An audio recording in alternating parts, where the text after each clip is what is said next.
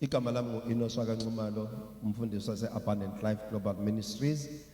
And then today, I'm just introducing you to our church. That's going to take me about 50 minutes. So, Hambanam. Read verse number 10.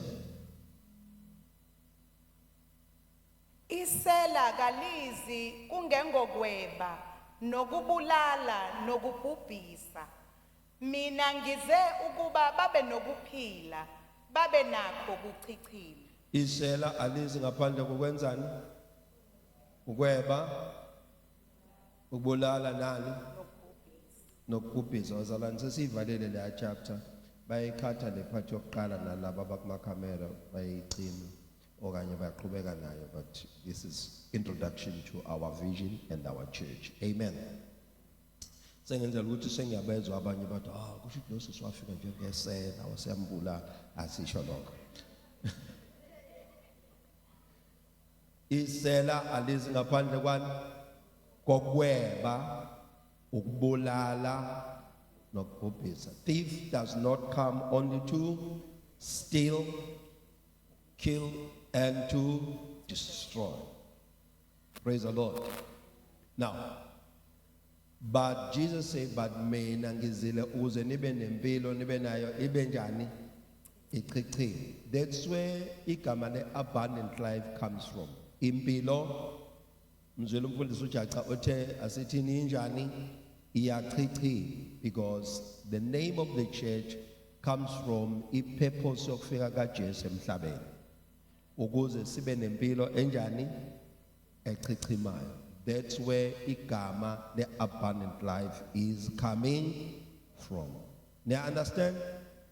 So, born of my ministry, whereby I saw langang bona konukulungulu engisebenzisa with deliverance, casting out of demons, healing the sick, phulukiswa kwabagulayo nokubekwa kwezandla, and then ngayibuka lento ukuthi uNkulunkulu ubeke leli verse kakhulu enhlizweni yami that time ukuthi abantu bebelwe relationships noNkulunkulu, uthando nokwethemba bani uNkulunkulu. Therefore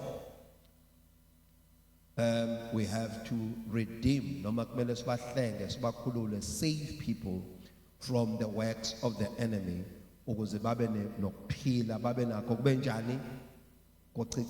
Are you getting me? So, and then our vision as a church, Matthew 28, verse number 18. So, John 10, verse number 10, ila eqale khona indaba egameni, but kahle kahle ukubizwa kwami and to believe this kuleta inkululeko kwababoshwe. Ngicela relax and just enjoy this, because this will help you uma sewubuza ukuthi yini enikholwayo as usukhonza ebandeni elisindisiweyo. Amen. So John 10 verse number 10, indaba ibese ngiqhutsheka la sengishumayela, laying hands on the sick, casting out demons. Mamkwela, they will tell you ukuthi sake saba Christian Deliverance Center, CDC. Amen. Because I believe so much kulama verse alandelayo and seeing God doing umsebenzi wokukhululwa kwabantu. Amen. Read verse number 18. Matthew 28 verse number 18. Funda be mic, please. Tell it disorder here. This is very important.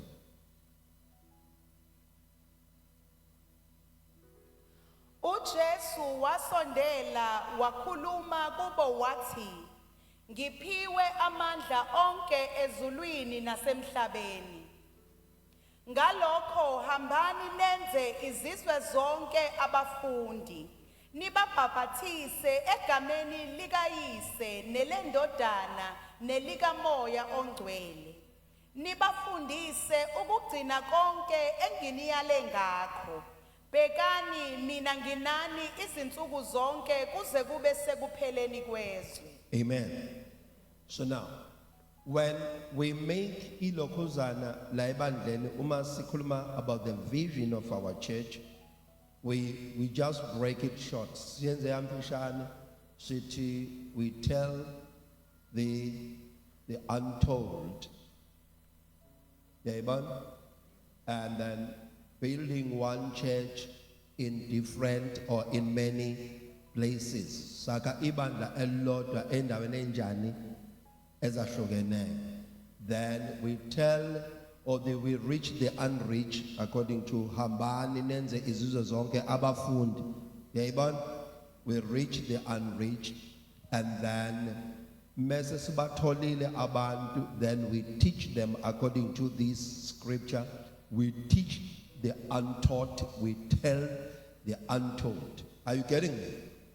So umuzohlangana ne vision of our church ngane website angisayivuselele, but when uzohlangana ne vision of our church that we reach the unreached, we teach the untold, and we build one church in many places.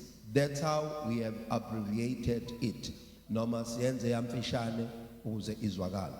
But uma sesichaza njengoba ngithi iVision Sunday, uma sesichaza, we want you to have an understanding ukuthi mobona kunama open air, mobona sinama radio program, mosibona hlana nathi sikhuluma ngo YouTube, and then we've been on television, and because mandate ilula eti mandate hambani. So sisabela obizweni olutheni yasenze njani? Hambani. Nishumayele ivangeli kuko konke okudaliweyo, noma nifundise izizwe zonke egameni lika Jesu. Amen. I want you to repeat again verse number 18. uJesu wasondela wakhuluma kubo wathi, ngiphiwe amandla onke ezulwini nasemhlabeni.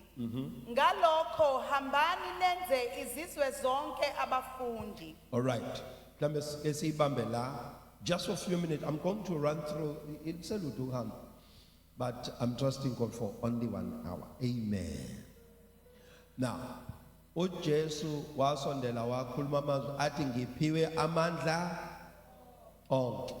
If you see us working in ministry of signs and wonders, noma sibona sengathi ibandla enendaba nenkonzo yamandla kaMoya Oyingcwele, it's because ukuhamba kwethu akuhambi kodwa.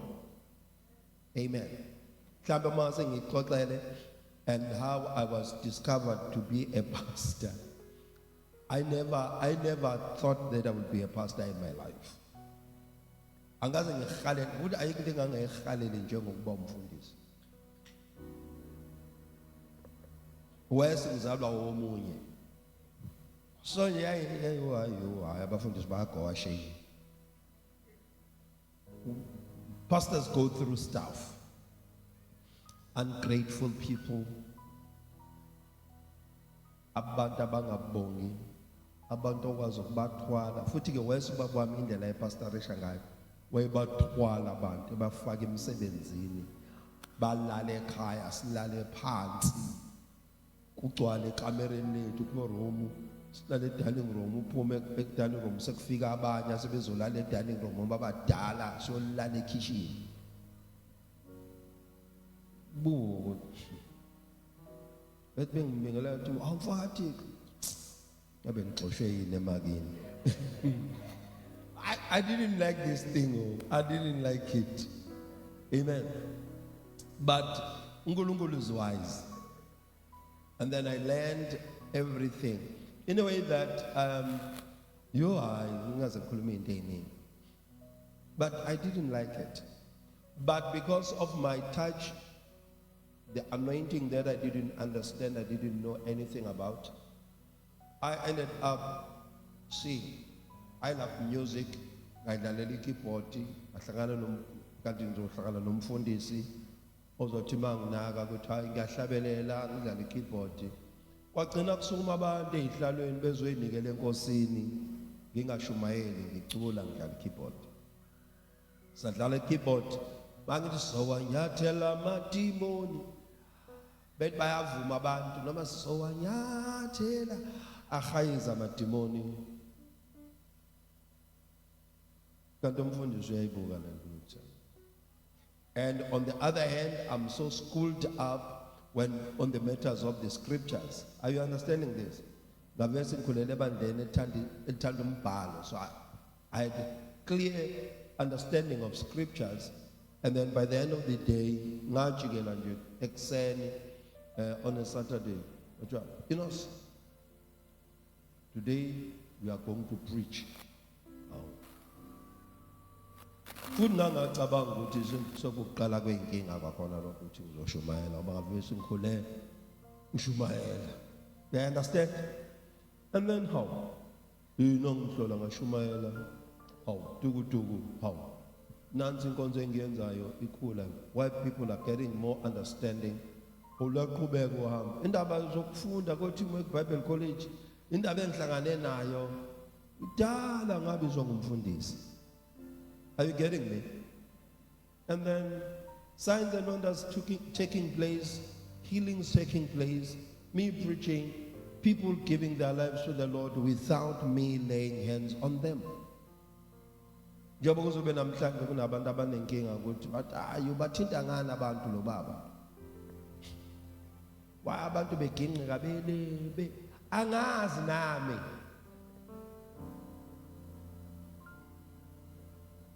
You know, umuntu mhlabelela phakathi kwabazalwana aba inkonzo kuthandazwa kabili kuyona, kuthandazwa makuvula kuthandazwe bese kuvala futhi bese kuvala kuthandazwa wonke umuntu kuthandazwa umuntu oyiwani. But I remember kwenzeka iphutha ngacula iculo lesencwadini esambulo uthi usho qinisayo uthi yebo iyeza masinyane inkosi iza nkosi uJesu bavele bembone eseze. Bakhala abantu esontweni baqede bathandaza. Uthandazwe bandleni ekuthandazwa sidinda ozothandaza egcineni ngoba sonke iqaleni sezenjani. Order. But people will be crying, things will be happening. Uvuke emoya. Wesmenge ngathi my sins were higher than the mountain and the Lord sanctified me. Sing glory, hallelujah. When the fire came down, and the fire came down, when the fire came down, sing glory, hallelujah. When the fire came down, when the Lord sanctified.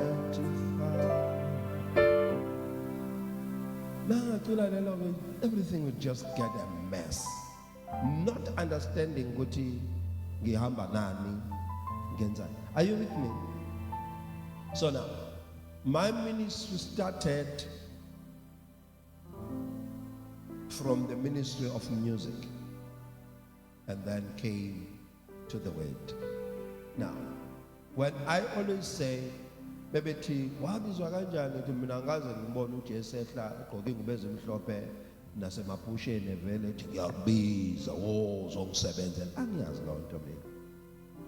But ngafunda lencwadi le esifundayo verse number 18 wayesethi ngiphiwe amandla ezulwini ngakho yenzani njani hambani nifundise izizwe. Read again. Ngalokho hambani nenze izizwe zonke abafundi. Nenze izizwe zonke ini? Nibabhaphathise. Sibenze njani? Sibabhaphathisa egameni likayise nelendodana nelikamoya ongcwele. Nibafundise ukugcina konke enginiyale ngakho. Mase sibenze njani? Siyabafundisa ukugcina. So these are three pillars. We preach the gospel, winning people to Christ, baptize them as we'll be having a baptism. Number 3, Mrs. Benzanjani, siyakufundisa. That's why one of the reason I believe so much in the ministry of teaching. Ukunifundisa ngoba uJesu uthe asinenze njani simfundise asigcini ngokuhlala sinishumayeza but yenzani njani bazalwane.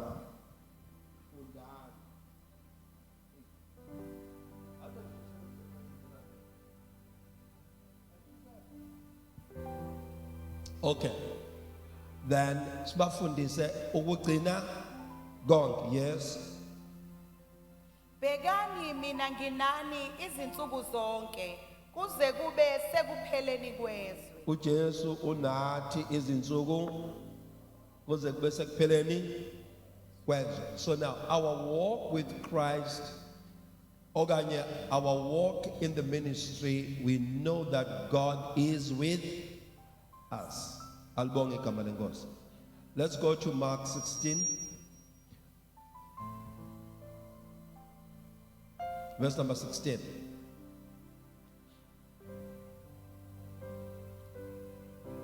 Okholwayo abhabhathiswe Okholwayo enziwe njani bazalwane?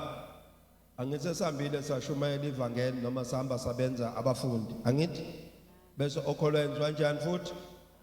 Yes ma'am. uyakusindiswa kepha ongakholwayo uyakulahlwa. Masuye ukukholwa noma ungakholwa uyazi ukuthi wenziwa njani. Sokulahlwa usaphila. Masuye ukukholwa. Ngoba this is our belief and our vision. Amen. Yes. Lezi zibonakaliso ziyakubalandela abakholwayo. Okay, we believe in signs and siyakholelwa enkonzweni yamandla nani nezibonakaliso ngoba izwi lenkosi ithe lezi zibonakaliso ziyokubalandela abanjani? Abakholwayo. Yes. Ngegama lami bayakukhipha amadimoni. Njengoba kubona. Angithi fundi nje kahle. I'm bringing the foundation here. Ngegama lami bayokhipha abanjani? Abakholwa bakhipha ini? So lento udala utshalo ukuthi amadimoni akhishwa ngemagic, kunama magic ring, abafundisi This is originally from the word of God ukuthi abashumayelayo egameni lika Jesu bayakhipha ini? Amadimoni. Akho mfundiso osile ekhanda nokholwayo ongafuni ukufuna into yokukhipha amadimoni ngoba amadimoni ayakhishwa ngegama lika Jesu. Are you with me bathandekayo? Then ngaphandle komuntu ocabanga ukuthi ministry is show. Into azobukwa na noma isipani uthola ijob yabo. Asangahamba kafuna ezinye izinto but amadimoni ayakhishwa egameni lika bani? Lika Jesu. Yes, read on. Bashumayele ngezilimi ezintsha.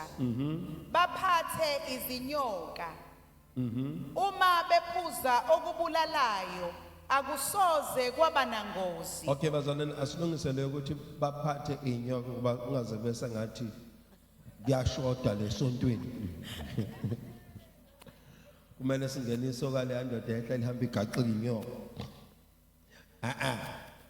But Jesus ama versions akuvela ukuthi noma bephatha inyoka njengoba sibona incwadini ezenzo zabapostoli uPaul elunywa inyoka ayithuntuthela emlilweni wangaba nalutho. Are you getting this? So ke ngiyanicela bazalwane singabe sesithola umzalwane ethi hayi ipet. Ikuthiwa yini pet?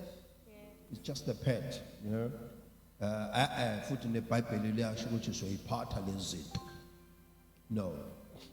Noma bephuza okubulalayo akubenza hayi ukuthi uzohamba usukela oshibhoshi la nama chemicals uthi I drink you in the name of Jesus.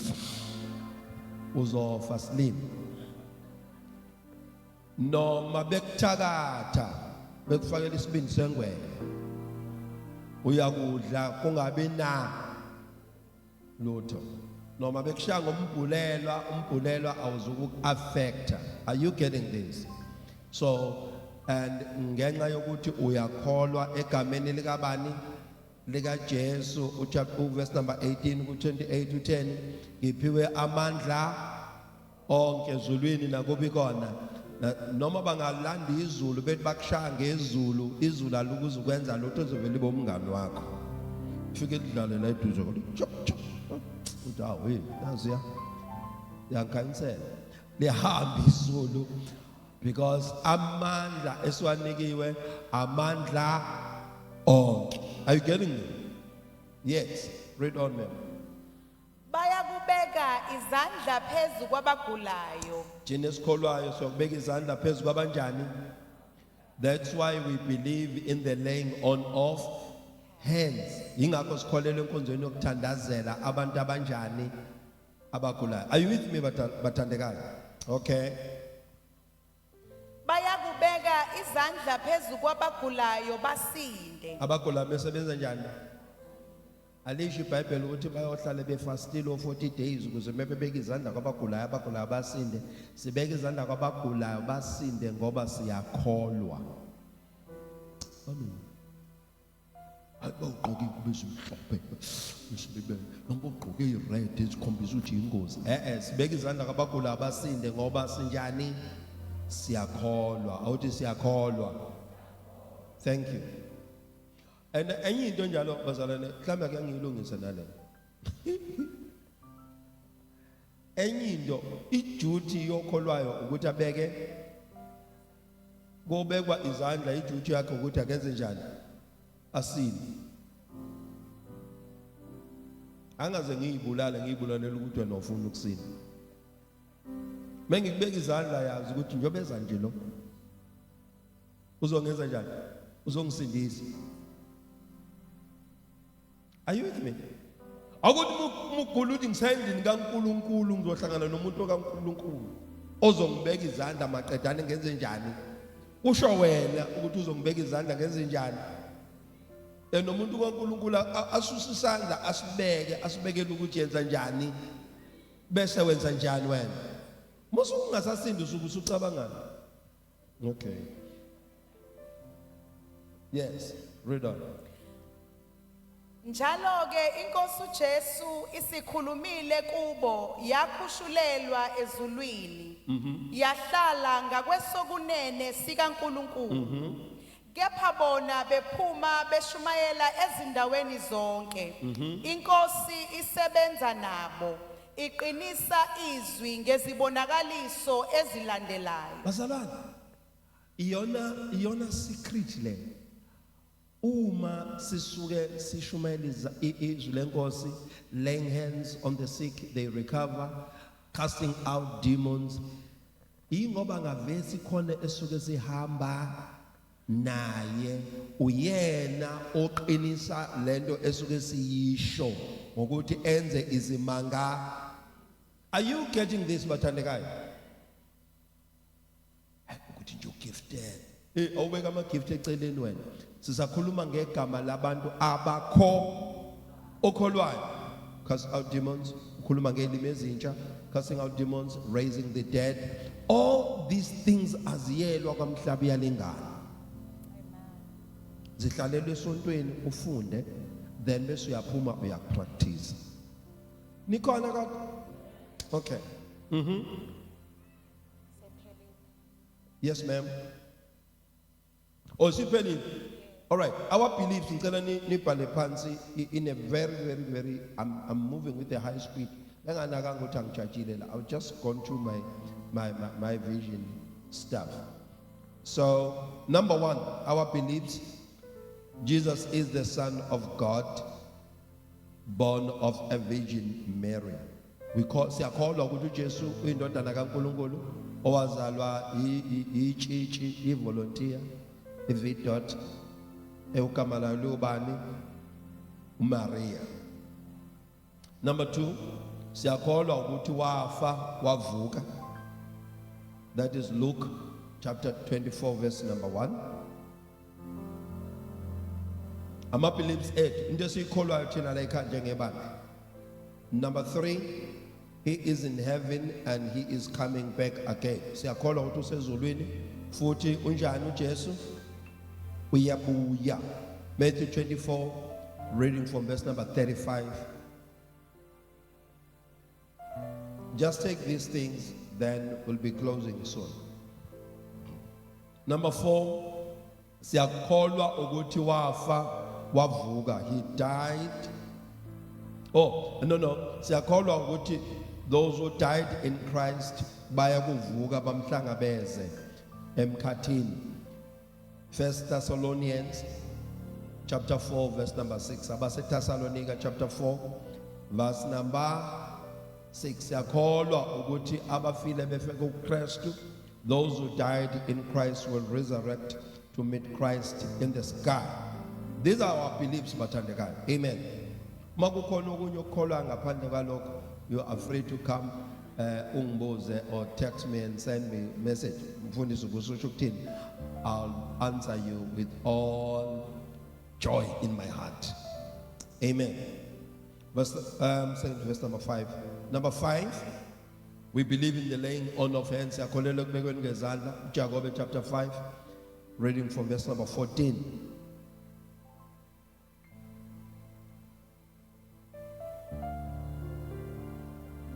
Thank you, Lord Jesus. 6, asithandazi kwabafileyo. Asibabiza abangasekho ngamademoni. Ngicela ningizwe kahle. Again, abafileyo asibabizi la ekhaya ngani? Ngamademoni. Number 2, asikholelwa ukuthi bona abasinxuselayo kuNkulunkulu. No, asithandazi kwabanga asiceli lutho kubona. Incwadi kaMshumayeli chapter 9 verse number 4. Ziningi kakhulu incwadi asingachaza ngakho, but since ngisebandleni I'm free just giving you one. Ecclesiastes chapter 9 verse number 4. Sizoyifunda lezi incwadi just going through. I just want you to get this note. Number 7, siyakholelwa ekunikeleni endlini kaNkulunkulu. We believe in giving in the house of God. These are our beliefs. Amen. Belief number 1, siyakholwa ukuthi uJesu indodana kaNkulunkulu wazalwa intombi, which means indlela azalwa ngayo siyakholelwa kuyona, as it sounded as impossible or a miracle, siyakholelwa kuyona. Number 2, siyakholelwa ukuthi wafa wenze njani? Wavuka. Ngakho nathi siyokufa senze njani? Siyakholelwa ekuvukeni kwabafileyo. Amen. That is, bese ngikhohle ngishiye kanjani ukuthi bengashumayela. I was doing my notes. It's Daniel chapter 12 verse number 3.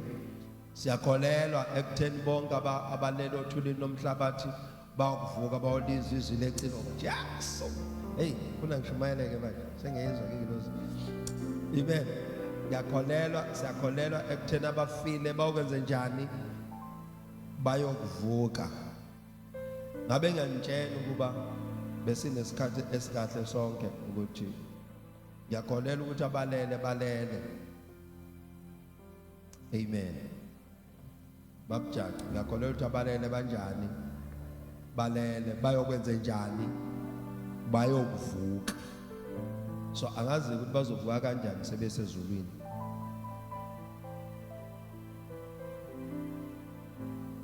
Ngiyalazi ivesi lika Paul uma ethi umzalwane uPaul, to be absent in the body is to be present with the Lord. Amen. That is one scripture that says, Paul says, is to be present with the Lord. And then present with the Lord in what manner? Because God is all over. He's an omnipresent God. Amen. So, but abalele bajani bayovuka balindile endaweni yani yokulinda. Then if bese already ezulwini ukwehlulela kwabo kuyokuba siyokuba kuphi isidingo ngoba ngovesi sebenjani sebesezulwini nje ngeke ngezomnye umfundisi ethi ungavuma amakhola awuphoxa ngaba amapholo ukuthi umuntu akakhulume la kushone khona siyazi ukuthi usehleli ngakwesokunene sikaNkulunkulu azobheda wena kunendawo yokulinda kwabanjani kwabafi le all right asithathe namavesi ke in haste. Let's read 24, Luke 24 verse number 1.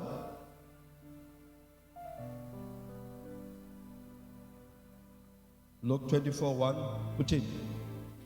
Kepha ngosuku lokuqala lweviki. Let's have two people reading so that we can just rush time. Yes. Kepha ngosuku lokuqala lweviki kuntwela ngezansi. Bafika ethuneni bephethe amakha ababewalungisile. Bafumana itshe liginqiwe ethuneni. Kuthe bengena abasifumananga isidumbu senkosi uJesu. Kwathi besasambathekile yilokho bheka nanko amadoda amabili emi ngakubo enezingubo ezicwebezelayo. Base besaba bekhothamela phansi ngobuso athi kubo nimfunelani ophilayo kwabafileyo na? Nimfunelani onjani kwabanjani? These people ibona bambeka kuleli thuna bayamazi ukuthi ukhona. Yes ma'am. Read on. Ngakho lapha kepha uvukile. Akekho la kodwa unjani bazalwane? Khumbulani ukukhuluma kwakhe kini eseseGalile ethi indodana yomuntu imelwe ukukhashelwa ezandleni zabantu abayizoni ibethelwe ivuke ngosuku lwesithathu. Amen. So yonke le process uJesu ayixoxa yonke le process yenzeka and then bafika ngempela bayiwitnessa ukuthi simbonile ebethelwa sambona engcwatshwa sizombheka akanjani akasekho. Niya understand? Wathi wayebatshenile ukuthi siyohlangana eGalile ngithi waze batshena nalabo ukuthi hey tshena nabafowethu ukuthi siyohlangana kuphi khona ngempela bahlangana eGalile. Amen. So now we believe that Jesus died and rose again. Amen. Matthew 24 verse number 35. He is in heaven and is coming back.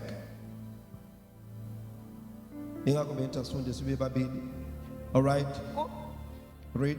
Kuya kudlula izulu nomhlaba kepha amazwi ami awasoze adlule. Kepha lolo suku nalelo hora akakho owazilutho ngalo nazingelosi zasezulwini nandodana ngubaba kuphela. Ngokuba njengasemihleni kaNoah kuya kuba njalo ukufika kwendodana yomuntu. Oh yes. Ngokuba njengasezinsukwini lezo ezandulela uzamcolo babedla bephuza beganwa bendiswa kwaze kwafika usuku uNoah angena ngalo emkhunjini abazanga kwaze kwafika uzamcolo wabakhukhula bonke kuya kuba njalo ukufika kwendodana yomuntu. Abazanga. Yabona lelo gama lethi abanjani? Abazanga. Babendisa bedla kunamadili kumnandi but kwakumenyezela ukuthi umhlaba uzokwenza njani. But ikusuku nesikhathi abantu babengasazi. So one day umusuzozwa umuntu babetheni igroup kaEnigma last year yathi kuzoba mnyama elizweni zophuma ihamahoho wathi akekho noyedwa onelanga lokuthi umhlaba uyobhubha. Ngisho ngaba umprofeti onjani akakwazi ukuprofeta dlula uJesu indodana kaNkulunkulu engazanga kwayona. He said himself, this day no one knows, myself even the angels of heaven they do not. So mawuzwa nje umuntu eseshumayela ezebe ephathwe umdlandla esethi ngonyaka wokuthi uJesu yabuya Jehova uthi no skepse, because Jesus said himself akekho noyedwa owazi usuku nani nehora ukuthi uJesu uzobuya. Ngisho ngahlakanipha azakubalele jabona ngoba sekwenza ukuthi yabona njengoba msibhekene nalempi yaka Israel nani neIran, awu ngiyakutshela sebeqalile yabona ke manje uma nje sekuzela ngalolo hlobo noma ngalolo hlelo umntwana uthi awukahle ukuphapha. No one knows the day or the hour. Sasibonile, hallelujah, sasibonile, sakwenzakala konke, hallelujah. So ay okay, maduza mthetha phela ngoba lento ishoyo anjani ayikho. We believe ukuthi uJesu eyabuya kodwa akekho noyedwa owazi ihora nani nosuku. Ngoba sithasanele kuPaul uzithi kuyokuba uyofika njengesele ebusuku. Amen. Read on. Khona ke kuya kuba khona ababili ensimini, omunye athathwe, omunye ashiwe. Siyakholelwa ukuthi salvation is personal. Ukuthi ushade nekholwa noma ushade nomfundisi akusho ukuthi nawe usumfundisi. Salvation is ukuthi ushade nevolunteer ehlabelelayo akusho ukuthi nawe usumhlabeleli. Salvation is mhla ebuya niyothi nisensimini nibabili kuhamba omunye enze njalo omunye asala. Ngisho ngabe nibambene kanje ngezandla. Ubona ukuthi no usoshonele. Yes ma'am, read on. Ababili boba besila etsheni, omunye athathwe, omunye ashiwe. Ngakho ke lindani ngokuba anazi ukuthi inkosi yenu iya kufika ngaluphi usuku. Lindani ngoba nazi ukuthi inkosi yenu yonjani. Iyafika ngaluphi usuku. No one knows the day or the hour. But leyo ukuthi ibandla lizohlwithwa siyayikholwa again. Amen. Abazalwane bazokwenziwa njani? Abasaphila bobe besesemzimbeni bayohlwithwa. Mhlambe sesingayixoxa ngezinye izinsuku ukuthi sasisho ukuthini kule ndaba. Yes, qedela mina. Kepha anokwazi lokhu ukuthi uma umninindlu ebewazi umlindo isela eliyakufika ngawo, ubeya kulinda angavumi ukuba indlu yakhe ifohlwe. Ngalokho nani hlalani nilungele ngokuba indodana yomuntu iyakufika ngesikhathi eningasicabangiyo. Amen. Are you getting this, bazalwane? So le ndaba yethu kuyiphatha kahle nokuyibhekisisa ukuhamba kwethu ingoba senze njani, silinde ilanga esinjani esingalazi. Ngaqhubeka uyifundela.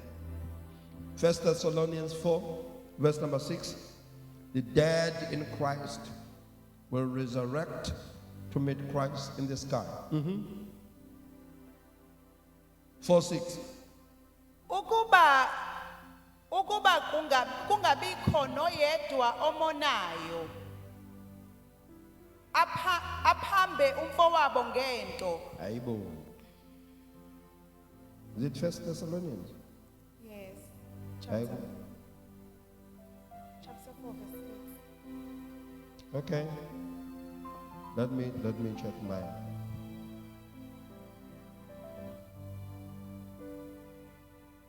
Da, da, da, da, da.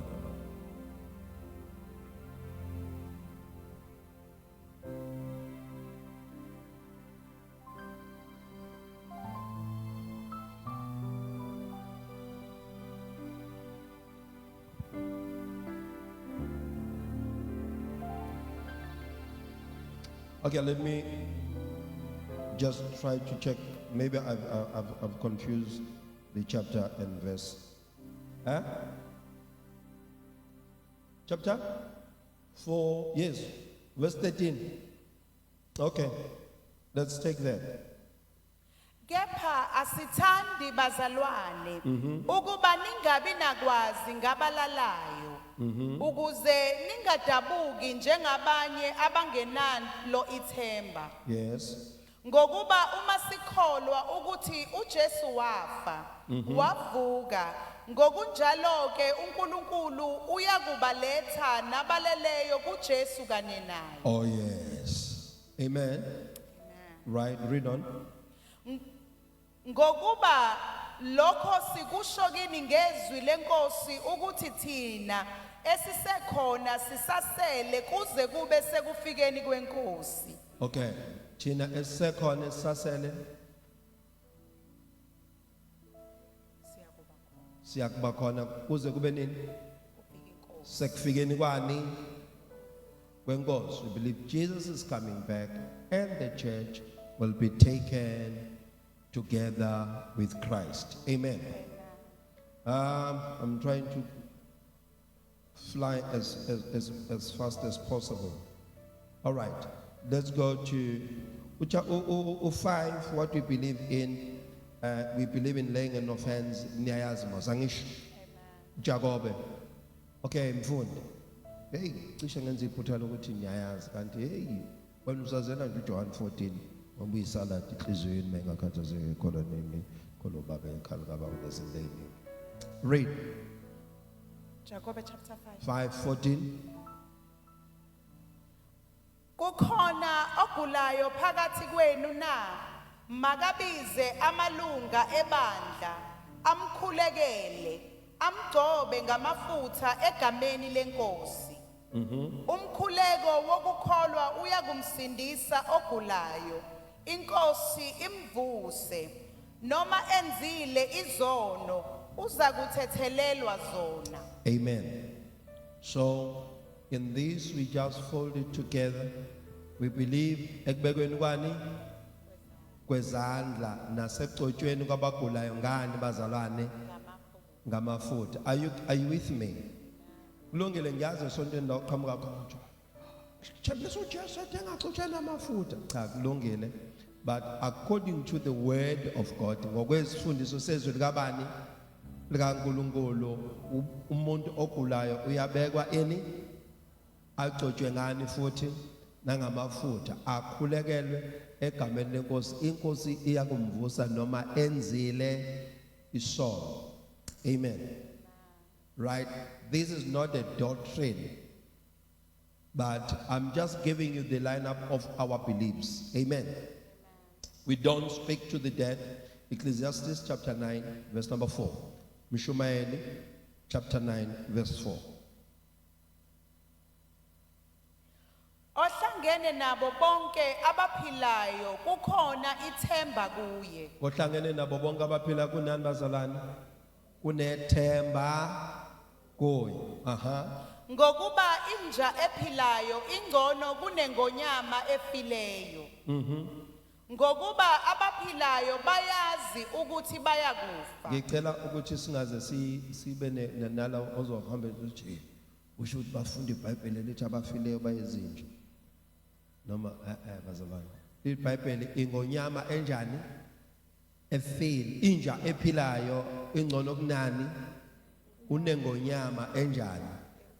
You may trust your mom or your grandfather so dearly umbone ukuthi bekuyisikhokho ingonyama. Are you getting me?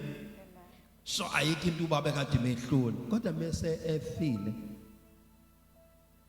wena osele ngengonyama oyinjana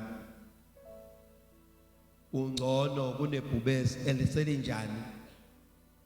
Nikon, this is our beliefs. Yes. Ngokuba abaphilayo bayazi ukuthi bayakufa, kepha abafileyo abazi lutho, futhi abasenawo umvuzo. Abafileyo abanjani? Abazi athekhi umuntu njalo. Sigeletha isifundiso ukuthi yini esiyinjani thina Sikholelwa. esiyikholwayo. Are you getting me bathandekayo? Amen. Awu osukumo nje sakazo siyabaleka manje. Ngiyadlala. Abafileyo abazi lutho, Abazi lutho futhi abasenawo umvuzo. La ezweni labaphila abasenawe ini umvuzo. Ngokuba ukukhunjulwa kwabo sekukhohlakele. Uthando lwabo nokuzonda kwabo nomhawu wabo sekuphelile. Noma bebezonda, noma bebe nomhawu, noma bebethanda, noma bebezonda, immediately kuphela. Angithi uthando luza nemizwa, ukhumbula kuza nengqondo, umahawu uza nenhliziyo. Angisho? So the time esephelelwe ukuphila yonke lento yenza njani? Iyaphela. Khumula isigqoko mfana wami. Thank you. Sikhumula impela. Isigqoko yes. Mafuna ukusigqoka ungasigqoka lapha ngaphandle. Hlale nje eduze komnyango. Uqhubeke usigqoke. Thank you. All right. No, come back, Bazalwane. Okay. Then we don't believe ekutheni kukhona singacela basisize. Abasenaso isa abanawo amandla ezweni laba. Lelo bazalwane imani ngiyayazi theory khona emhlabeni angithi nawe uyayazi theory khona. So uzoba bribe ngeenkukhu azama nangembuzi ubona ukuthi imbuzi ngathi uthi ayisebenzi wafaka banika nenkukhu o nenkomo akwacaca nenkomo bazothiwa ingcono bezokushaya idiscount ke Macbeth ukuthi amandla wakahlangana wazamana ngani angenkukhu kodwa ucela umuntu ongesena amandla ongena nkumbulo akakhumbuli lutho ngokwezwi lenkosi ngisho nenzondo yakhe ayinjani ayisekho ayisasebenzi. Read. Futhi abasenaso isabelo nanini kukho konke okwenziwa phansi kwelanga. Bible lazela nonyaka manje. Yes. Hamba udle isinkwa sakho ngentokozo. Amen. The last one, we believe in giving. Luke chapter 6, verse number 36. Verse number 38, I'm sorry. Luke chapter 6, verse number 38. Yiphani khona niyakuphiwa.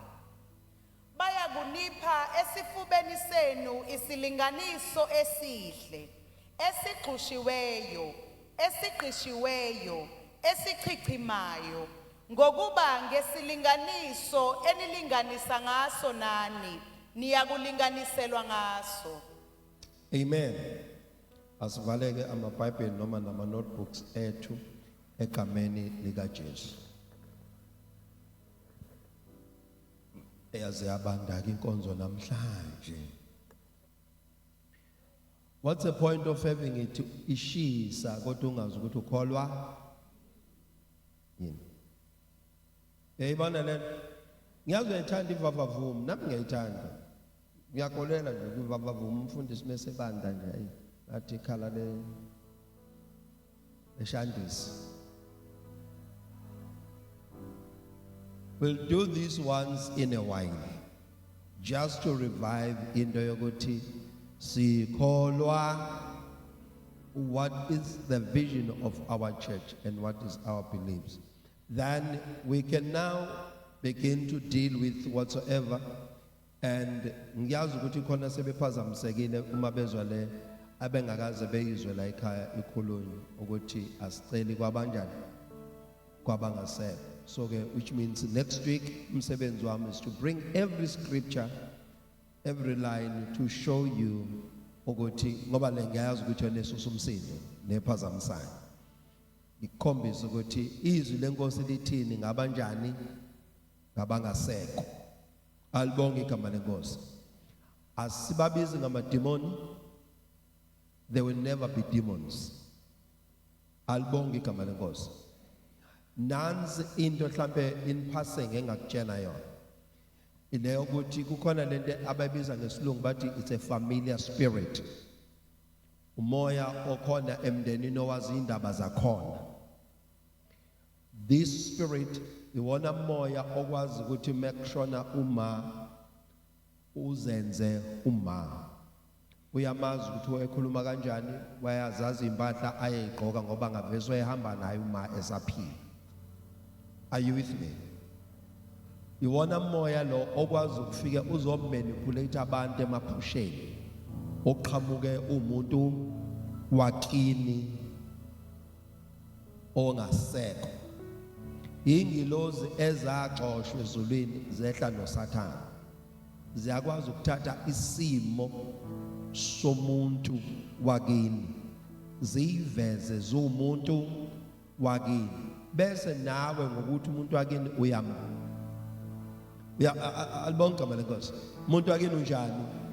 Yamthanda futhi uyakholelwa ukuthi angasayiletha inhlanhla. Are you with me?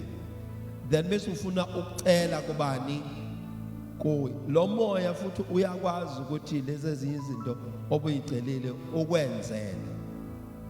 Kodwa uma ukwenzela futhi ungakutshela nanokuthi into ewrong ukuthi ikuphi and how to fix it. Nikhona njalo? But lo moya uzokuzwa usufuna intwana ezithize. Ngoba ngavesi awukaze uboma wakho owafa ekhona. Usucela ukhanjani? Hayi phela ezweni laphana akufani nala. Ngicela ungenzele ini ukhaya. Ngiyagodola sekumele kube nomcimbi okumenze njani okumbathisa. Are you with me? That uqale wenze izinto okade unjani ungazenzi. That's why abaningi benenkinga yokuthi athi mase ekuthiwa ufuna imbuzi ezimbili noma ezintathu kwenza u1 no2 but kodwa wahamba azikahle ukuthi la ekhaya asina. Wena ungayifuna into enganeni yakho wazi kahle ukuthi ayinayo.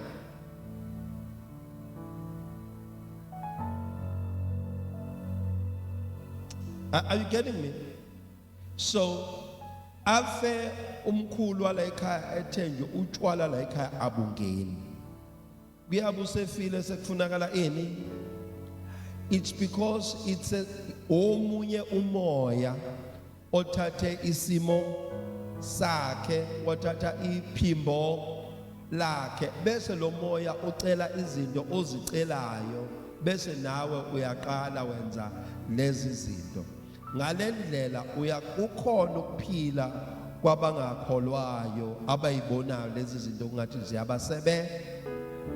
Kodwa iqiniso lithi abalele abasazi abasathandi abasazondi abasakhumbuli. Ingakumshumele eze ethi isandla sakho esifumanayo ukukwenza manje kwenze ngamandla ngoba ezweni kwalabafileyo la oyakhona akukho umsebenzi akukho kuzonda akukho ukukhumbula. Are you getting me? Then uJob chapter 7 athi owehlela endaweni yabafileyo akasayokhuphukela endlini yakhe nendlu yakhe futhi ayisayikumazi.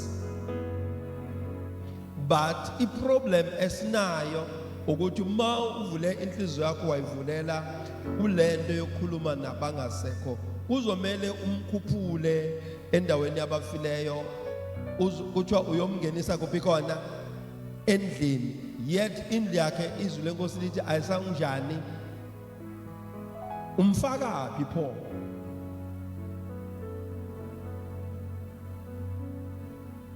Mhlambe ke isifundo sami sa next week izothi kanti sihlabela obani. Obani laba kanti esisuke sibenze njani Obani laba esibahlabelayo?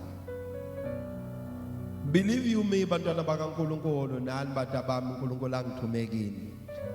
Lesi sifundo ngisiletha with all love and humility. Anginanxa, anginanzondo, angidinelwe umuntu. Alibonge igama lenkosi. Ngo-2003 May 5 ngaba ne-experience eyangenza ukuthi ngazi ukuthi umuntu okhuluma nabafileyo usuke kunjani kuye. Ma isalukazi singizalayo sesidlulile emhlabeni, wahamba olandwa, ngangizwa nje, ngangazi ukuthi ushonile uma yabona lento. But the day esehleli la emsamo siqeda ukumngenisa uzoqala umlindelo ntambama, ngayithuka mina mshumayeli wevangeli ngiseduze kwebhokisi lakhe, ngithi kodwa mase ungaze uhambe masinyane kangaka. Ngavuka ngathi hayibo wenzani? Kusho mina ngokwazi imbhalo, kodwa umina lo oyimi niyahlupha nini ngoba ngifuna ukukholwa ngendlela engamanga. Ngithi mina umina uqobo lwami bazalwane lwabamba ibhokisi uma wami phela lo Nikon, this is my mother, this is the person ongizalile wangikhulisa, umuntu ongithande abantu bengangithandi. When people they judge me, uyena yedwa wayelinda ukuthi azabone iqiniso ngami. But now she's gone, and akagulanga ngendlela exakile. Ngakhuluma naye ngo-8 ebusuku, ngo-11 waphuthunyiswa esibhedlela engenalutho, ngo-11 waphuthunyiswa esibhedlela, ngo-1 ekuseni wafika washona. Sohambe masinya kangaka ngakhumbula ukuthi hayibo mami is akasezwa, akasakhumbuli, akasazondi, akasathandi. But lento left me yangishiya nento ethi oh ilento ebambe abantu ukuthi baba kholwe nababa bathande kangaka abantu abanjani abangasele.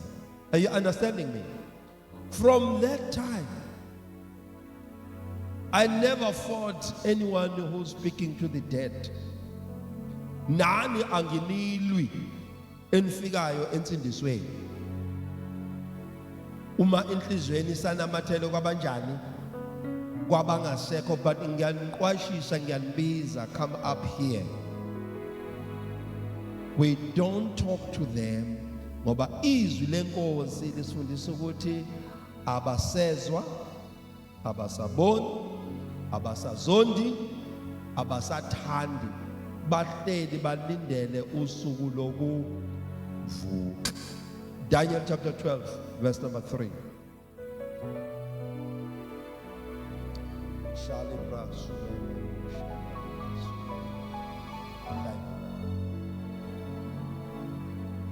Yes.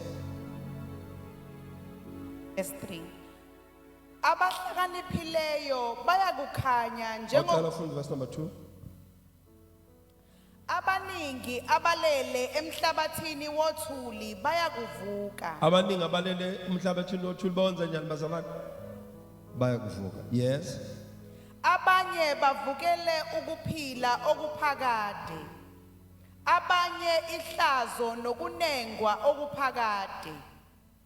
Abahlakaniphileyo bayakukhanya njengokukhazimula kwesibhakabhaka, nabaphendulela abaningi ekulungeni njengezinkanyezi kuze kube phakade naphakade. Amen. Are you getting this? Because of this scripture, and there are so many other scriptures, bazalwane, we believe ukuthi abalele othulini lomhlabathi bakwenze njani bayokuvuka. We believe in resurrection of the dead. And siyakholelwa ukuthi abanye bovukela ekunengweni nasekulahlweni okuyinguna, abanye bovukela ekunconyweni nasekubongweni. Are you getting this? So indlela zabantu zingaki zimbili kuba lo dlalayo. Khona umhlabelelo waseZayoni la uyazazi Zayoni? Awusho wakwajika nensika. Okay. Nekubona uthanda amabhuluku amhlophe. Khona umhlabelelo waseZayoni olula kakhulu uthi khethe yakho khetheya ngobindlela zi khethe yakho khetheya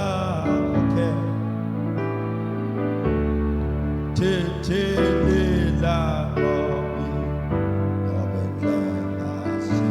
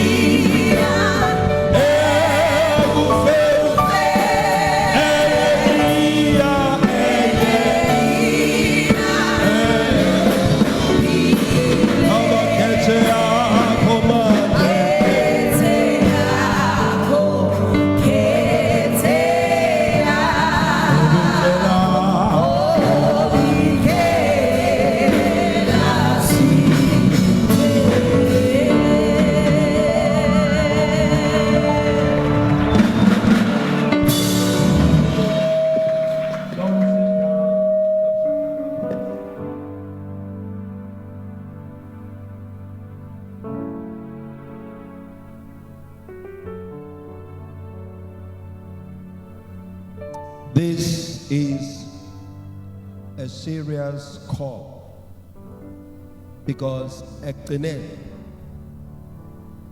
mawulala ulalela phezu kwemisebenzi yakho. uJohane Sambulweni uthi babusisiwe abafile befele enkosini ngoba imisebenzi yabo yobenza njani yakubalandela. Before I close, as I'm closing now, hallelujah, as I'm closing now, uyaphi? Where are you going? Abanye bovukele kubongweni nasekunconyweni okuyingona, abanye bavukela ehlazeni nasekulahlweni okuyingona phakathi. Akhona ukusabisa lokho. I-question ukuthi uma ungayilungisa indaba yakho noJesu, wena uyaphi? Umbhalo wamaHebheru uthi ngoba sinompristi omkhulu ohlele emazulwini ozwelana nathi. Uyalazi usizi bethu. He knows what you are going through. He knows what you are facing. Okwamanje ukhona lo mpristi usengumhlengi. Kodwa mhla uvuka uyobe ngesena umhlengi, uyobe sengumahluleli. Uyaphi? Angake eza kwahlulele ngezono zabanye, ngeke aza kwahlulele nangezabakini, uyokwahlulela ngezakho. Where are you going? Zimbili indlela, enye iya ekufeni okungona phakade, enye iya ekuphileni. Wena uyaphi? Ngiyabona mhla sengivuka, cha, babusisiwe abafele enkosini oba imisebenzi yabo yobenza njani, uyokulandelwa yini? Inzondo, umona, ubuthakathi, umhobholo, yini yokulandela?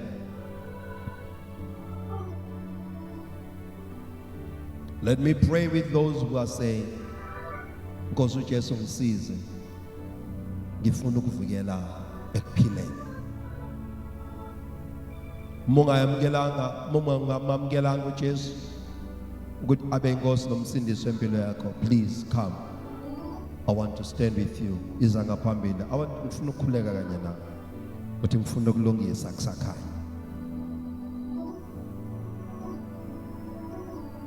Yes, I am waiting.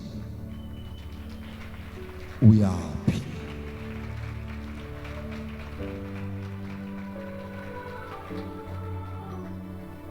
You're welcome.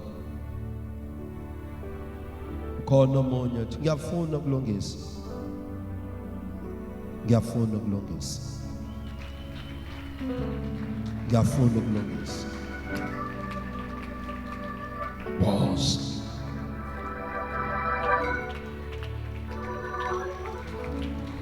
Ngobindlela nazimbi asikonde kwesabisi. John 1 verse 12 uthi bonke abamamukelayo wabapha amandla.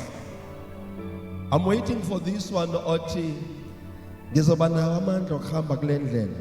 Ngeke uziwathole usami lapha, uziwathola amasula. From here ila uzothola khona amandla okuqhubeka. I'm waiting for the third one othi cha ngiyafuna ukubuyisela impilo yami kuJesu ngoba angazi ukuthi uma ngivuka kwabafuneka ngiyoshona. I'm waiting and angikusabisi akakazukushona manje, akazukufa. But what a joy, intokozo ingakanani yokuhamba wazana naye. Ngiyakhumbula ngelinye ilanga khona ubaba wakhe nebhadi efike nendodakazi yakhe eyayihlushwa ukuquleka. Yayivele nje iquleka esikhaleni. wafika sixoxa ngale ndlela, waphatheka kabi, wahamba inkonzo, ngambona enxapha, welcome, ngambona enxapha ephuma, wathatha ingane yakhe wahamba, kanti ungifonela wangitshela ukuthi awusengikhona imina lo kanje, ecashula ukuthi sixoxe ngale ndlela. Othandekayo, ngikhuluma into thina esenjani sikholelwa kuloko. Nanoma imaphi imangaliso oyizwile ngaleli bandla ukuthi yenzeka la ekhaya, ibhodwe ephekwa kulo, ukholwa ukuthi uJesu uyinkosi, wazalwa uMaria intombi, ukholwa ukuthi uJesu wafa wavuka, ukholwa ukuthi siphiwe amandla onke emhlabeni nasezulwini, ukholwa ukuthi sigcotshelwe ukukhulula eyifeni nasemakhamandaleni esitha. Are you with me? So ukholwa ukuthi asikwazi ukuthi sesithandazile kuNkulunkulu egameni lika Jesu bese futhi sibheka nakwabanye.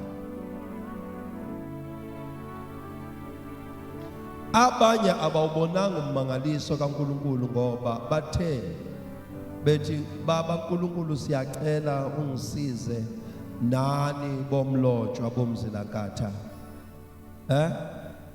Sengibiza abasekhaya komama manje. Bese nani bomlotshwa. Hawu bomzilakatha ngenelelana. Akusahlangani negama likabani lika Jesu. Isimple. Kodwa uma kwa church 3 or church 2 bekholwa ukuthi kuyasebenza, kulungile. Thina la ka church 1 yilo esikholwa njengokusho kwani kwembhalo. Please guys, lift up your hands. Ninela ngaphambili phakamiseni izandla zenu enkosini uJesu. Lithi Nkosi uJesu, ngiza kuwe, ngiyavuma, ngiyisona, ngaphandle kwakho ngiyakufa, ngivuke, ngivukele olakeni nasekunengweni okwengona phakade. Ngiyazidela, ngiziletha kuwena egameni lika Jesu. Ngihlambulule, thethelele izono zami, ngibe isidalwa esisha. Moya oyingcwele ngigcwalise, ungipha amandla, ungipha ukuthula nothando ngegama lika Jesu Kristu waseNazaretha. Amen. Father, in the name of Jesus, I thank you for their lives. Touch them. Makra Sukabaya. Set them free from the works of the enemy. I pray, Moitwele, Twalis, fill her heart. In the name of Jesus Christ, the Son of the living God. Thank you, Holy Spirit, for touching him, setting him free.